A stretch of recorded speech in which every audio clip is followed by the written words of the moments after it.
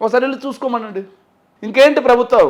ఆదిత్య బిర్లా వాళ్ళు caustic soda factory, అది కాకుండా పులివెందులో గార్మెంట్స్, అది కాకుండా ఇప్పుడు కొత్తగా నెల్లూరు దగ్గర సూలూరుపేటలో ఏదైతే కోల్కి సంబంధించింది ఇంకో ఫ్యాక్టరీ 2,500 కోట్ల రూపాయలు ఇన్వెస్ట్మెంట్ చేస్తాను. ఇంకా ఏంటి అభివృద్ధి? నువ్వేంటయా చంద్రబాబు చేసింది? ఒక్క ఎనర్జీ రంగంలోనే, గ్రీన్ ఎనర్జీ రంగంలోనే 1,00,000 కోట్ల రూపాయలు పెట్టుబడులు రాష్ట్రం ఆకర్షించింది. గ్రీన్కో తీసుకోండి, 5,000 మెగావాట్లు మనకు సర్ప్లస్లోకి వెళ్ళిపోతున్నాం. దక్షిణ భారతదేశం మొత్తానికి కూడా విద్యుత్ పంపిణీదారుగా మనం ఉండబోతున్నాం, రెన్యూవబుల్ ఎనర్జీని. సో దానివల్ల మన స్టేట్లో వచ్చే పరిశ్రమలకి మనం విద్యుత్ ఎంత చౌక ధరకి ఇవ్వచ్చు, ఆకర్షించలేమా? అవును, ఇది కదా విజనరీ అంటే. సో ఇక్కడికి వచ్చిన ఫ్యాక్టరీల నుంచి తయారైనటువంటి వస్తువుల్ని మనం సరఫరా చేయడం కోసం, రవాణా చేయడం కోసం 4 పోర్టులు కడుతున్నాం. ఇది విజనరీ అంటే. ప్రజలకు తెలియదా? వీటన్నిటిని కూడా మేము ప్రజలకు వివరించడానికి సిద్ధంగా ఉన్నాం. మీ ద్వారా, మీ మీడియా ఛానల్స్ ద్వారా, న్యూట్రల్గా ఉన్నటువంటి మీలాంటి వాళ్ళ ద్వారా మేము వివరిస్తాం ప్రతి విషయాన్ని. చంద్రబాబు ఎన్ని ఉద్యోగాలు ఇచ్చాడు, మేము ఎన్ని ఉద్యోగాలు ఇచ్చాం. చంద్రబాబు నాయుడు గారి ప్రభుత్వ హయాంలో 34 పరిశ్రమలు వస్తే మా ప్రభుత్వ హయాంలో 132 పెద్దవి వచ్చాయి. చంద్రబాబు నాయుడు గారి ప్రభుత్వ హయాంలో 90,000 కేవలం ఎంఎస్ఎంఈలు వస్తే మా ప్రభుత్వ హయాంలో 4 లక్షల చిల్లర వచ్చాయి. చంద్రబాబు నాయుడు 32,500 ఉద్యోగాలు ఇచ్చింది. మేమిచ్చిందండి 2,30,000 ఉద్యోగాలు. ఇవన్నీ చూపెడతాం.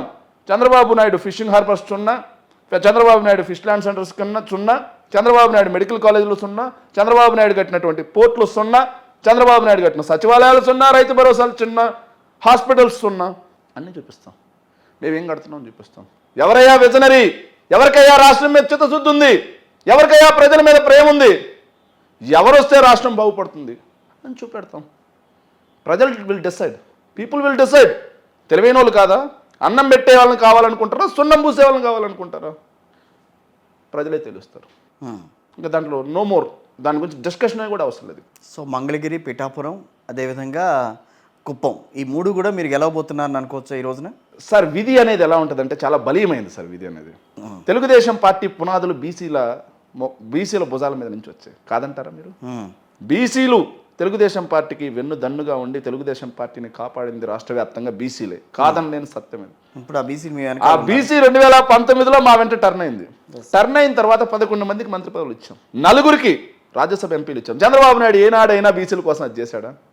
50% కార్పొరేషన్ చైర్మన్లు, 50% mayors, 50% ZP chairmans, 50% municipal chairmans, 50% corporation అన్ని డైరెక్టర్స్.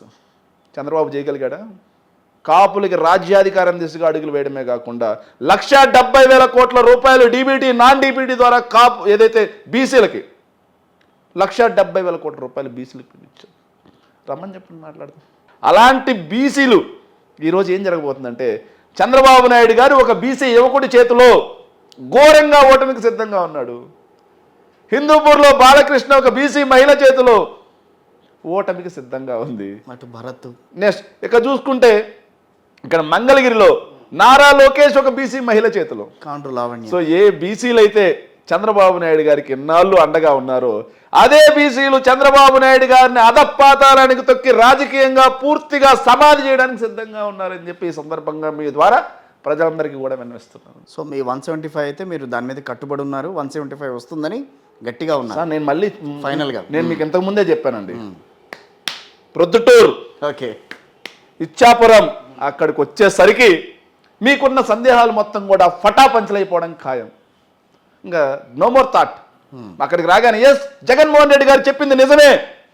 నిజం కాకపోతే ప్రజల్లో ఎంత అభిమానం ఏంటి, ప్రజల్లో జనాలు ఎంత ఆదరణ ఏంటి జగన్మోహన్ రెడ్డి గారు 2010-11 నుంచి జనాల్లోనే ఉన్నారు. మొహం మొత్తలేదా ప్రజలకి?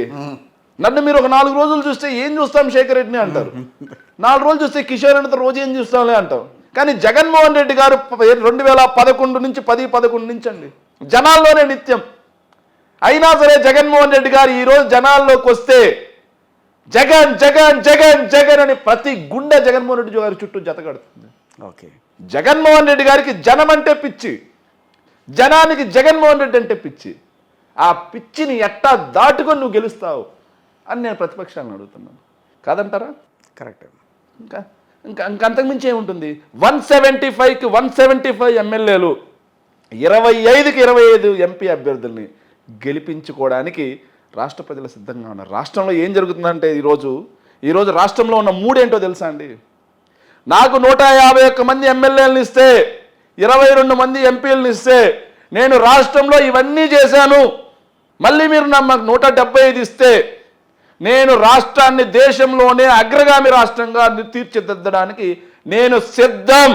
మీరు నాకు ఓటేయడానికి సిద్ధమా అని జగన్మోహన్ రెడ్డి గారు అడుగుతున్నారు. అవును.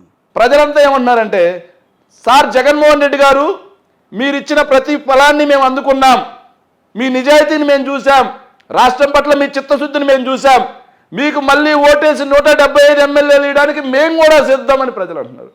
పవన్ కళ్యాణ్ ఏమన్నాడు తెలుసా?